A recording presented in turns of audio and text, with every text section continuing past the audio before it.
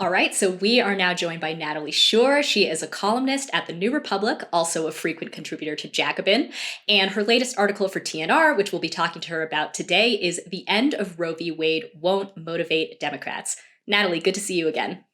Good to be on. Thank you so much.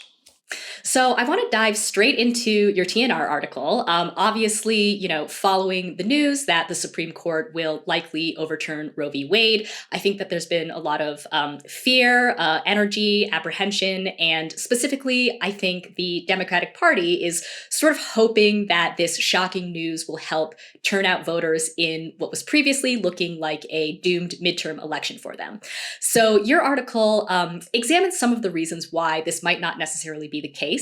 And so I thought maybe we could start by talking a little bit about who exactly are the people today who say that they're most concerned about reproductive rights, and why do you feel like voters who are sort of outside of this core demographic might not turn out this fall? Yeah, so there's an interesting paradox when it comes to abortion. First of all, I think it's important to note that the majority of people in the country do support safe, legal abortion in many cases. Not necessarily all cases, but many cases. And the number of people who wanted Roe to be overturned outright is very small, only around 20% of people. So we're talking about a large group of people that do support abortion rights. When we talk about people who get abortions most often, we're talking about people who are poor, people who generally already have children, and people who are very low income. I already used poor, low income, generally women of color. But the people who are most passionate about abortion rights, that is not only the most likely to say that they are ardently supportive of abortion rights, but also people who say that it's one of their top issues, someone, that claims that it's one of the most important things that gets them out to vote. That's a very particular group. That tends to be wealthier women, highly educated women, often, concentrated around cities. So we're talking professional class people that won't necessarily be as directly affected by this ruling as other people will. So ultimately, I think the reason that I'm skeptical that this will amount to a sea change for Democrats, that this can be the issue that basically drags us left politically, is because the people who are most likely to be really stirred by this issue are people who are really solidly already in the Democratic Party's base. I think that the idea that this will either flip people from the right to the left or will mobilize a type of voter that already doesn't often vote, people who are, poorer, who come to the polls less often. I just don't know if it has the power to, be transformative in that way. I think that people who follow Supreme Court rulings the most are already in the contingent likely to vote for Democrats. And, for other people, this will affect them very seriously in some cases. But it's also important to realize that a lot of people have been living in a post-Roe universe already, or something very close to it. Abortion access has really been lacking in many places for a long time. It can be extraordinarily expensive for certain people. And I think that has to be part of our analysis. I want to now ask you about the role that abortion plays in politics more broadly today, because something interesting you point out in your article is that, it's really important to look at how exactly abortion kind of became a central concern of the Republican Party and in many ways helped reshape the Republican coalition. So when and how did this happen? Yeah, so I think that this was a very, multi-pronged process, but I think the very, very basic contours of what happened is basically the fact that in the 1970s, you have the rise of the women's movement, and for them, abortion is a centrally important issue. But abortion isn't necessarily strictly partisan before that. You have liberal Republicans, you have some, you have some people who are less supportive of abortion in the Democratic coalition. It's not necessarily something that splits along partisan lines. I think at the same time, you have the women's movement. They are really grasping for this issue and centering it in their understanding of politics. And then you also have a lot of, desegregation efforts that are causing a lot of backlash among white voters. And then I think you have the rise of neoliberalism, which comes alongside the decline of labor in general, and certainly the decline of organized labor as a part of the base of the Democratic Party. And I think that with Ronald Reagan, you basically see a few of these things get consolidated. I think that at that point, the Republican Party becomes really solidly the party that exists for few other reasons than to serve capital. And that's obviously very, very unpopular. And so I think that that is why you see, the ultra-libertarian right kind of wedded with what becomes the religious right, that they start, getting people inflamed about cultural issues. And a lot of these people were people who were already primed to be politicized by desegregation. And that they kind of forward that in order to drum up votes for capital. So I think that, abortion has been very central in the political sphere since that happened, that it's basically used as a way to fight class war from top down. Yeah. I want to stay on that point because that's a great line from your article. You write, the anti-abortion movement is class war disguised as culture war.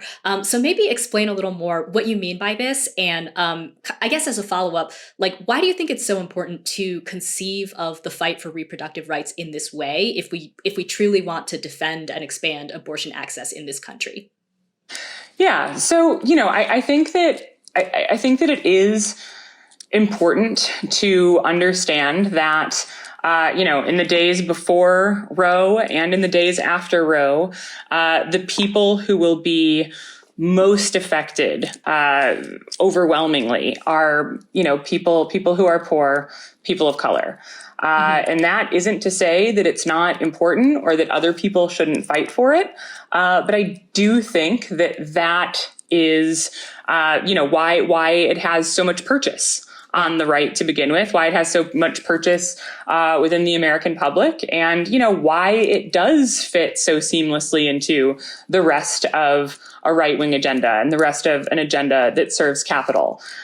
I also think that, that is what makes it so clear what the response has to be. If, insofar as, I think that the people who, the right-wing agenda is very much to serve capital at all costs. I think that, there will never be a point at which, a wealthy CEO or a wealthy CEO's wife or mistress will not be able to get an abortion if she so chooses. I don't think that is what they're going for. They will, do all they can to kick women at the very bottom, the way all of their other policies do. I think they're very happy to do that.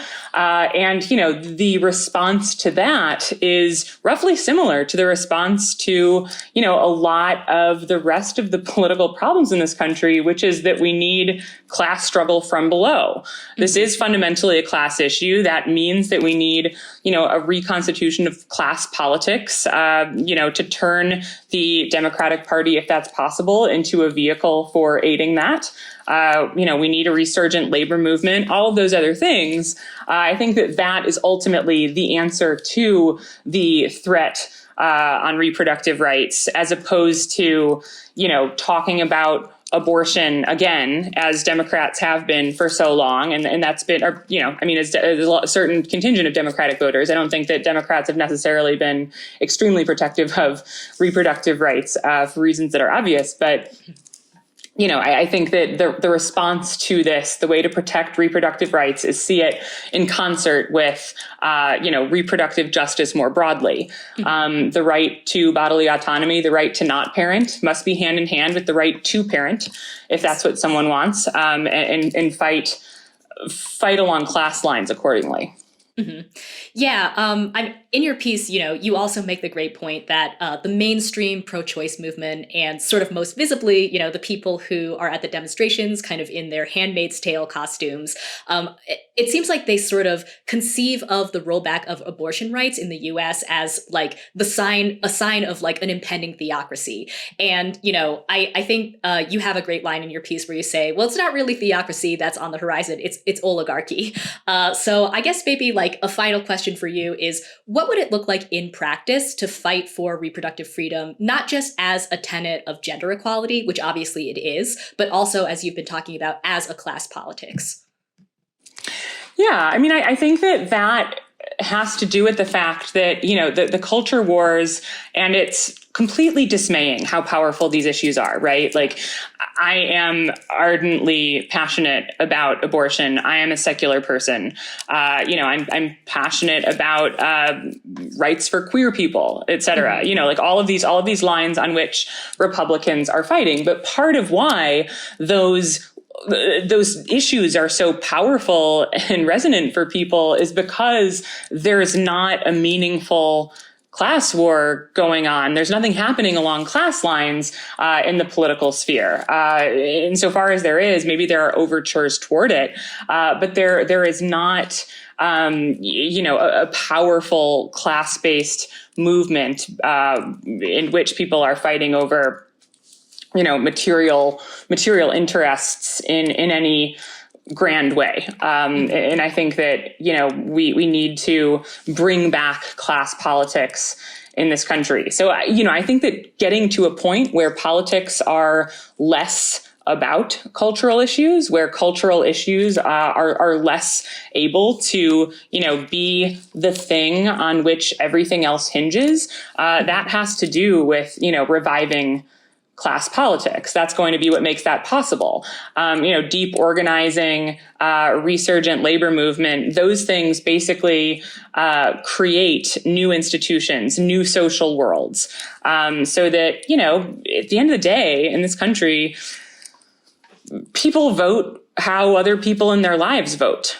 Not everyone pays super close attention. People tend to take cues from their neighbors. That's what people are talking about. And so changing those social realities, those cultural realities, I think is a very, deep class-based project. But, the idea that abortion, I think, is unlikely to be the mobilizing tenet for Democrats. And I think it will cease to be for the right as well. It didn't make it into the piece because it had a super tight word count. But one thing I found very telling while I was researching this, I did mention that, I think if anything, abortion's ability to get right-wing voters into a tizzy has actually passed its apex. And that subbing in things like, demonizing trans people and trans kids has, I think, mostly done the same work. And one thing that came up while I was researching this was Life News, which is this news outlet specifically focused on abortion. They've been tweeting a lot about trans kids lately. And I think that just goes to show that, they are tapping into a lot of the same social realities. And, the answer to this has to be a lot deeper than, figuring out how to talk about abortion a little more. If that does help, we should do it in certain margins, but we need something more fundamental. We need a way to get voters who are outside of the professional classes, who are outside of major cities. So do you think that there is anything Democrats can do at this point to salvage midterms in any way? Because it does seem like, obviously, if the Republicans, manage to sweep the Senate or manage to gain a few more governor's seats, that could have even more dire implications in a sort of post-Roe world for abortion rights. What can Democrats do, if anything, at this point? Yeah, I mean, I think, I think that talking about Roe and reproductive rights is probably a good idea, insofar as it is important to remember that these are popular things, and that, insofar as there are some people on the fence, maybe that could help in certain cases. But I think, beyond just the midterms, we need to figure out how to build class politics in this country. And I think that's pretty much what Bernie tried to do, tried to basically turn the Democratic Party into a vehicle for class politics. And, as much as it sounds like it's not related, I don't know, championing the PRO Act. I can't imagine anything in terms of like electoral politics on a short, medium term level that could be more useful. I would love to, if not talking literally about the PRO Act, because a lot of people probably don't know what it is, talking about work, talking about labor, talking about class, I think is something that we have to have more of in this country. All right. Again, Natalie's latest article for TNR is "The End of Roe v. Wade Won't Motivate Democrats." Natalie, thank you so much for your time. Thank you so much for having me. If you like this video from The Jacobin Show, please hit like and subscribe and share with your friends. Thanks.